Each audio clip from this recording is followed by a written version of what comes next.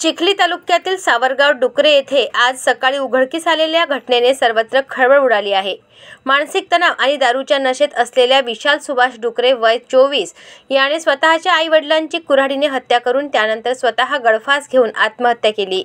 या घटनेत वडील सुभाष दिगंबर डुकरे वय 70 आणि आई लता सुभाष डुकरे वय 65 या दाम्पत्याचा जागीच मृत्यू झाला। मिळालेल्या माहितीनुसार घटस्फोटानंतर विशाल काही दिवसांपासून दारूच्या आहारी गेला होता। घटनेच्या रात्री तो मद्यधुंद अवस्थेत घरी परतला आणि घरात गाढ झोपलेल्या आई-वडिलांच्या डोक्यात व मानेवर कुऱ्हाडीने वार करून दोघांना ठार केले।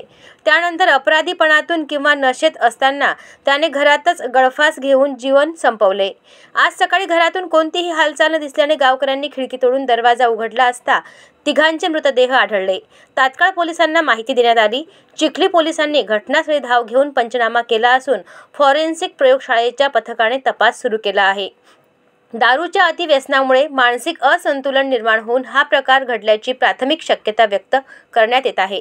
या हृदयद्रावक घटनेने सावरगाव डुकरे गावावर शोककळा पसरली असून सर्वत्र हळहळ व्यक्त केली जात आहे।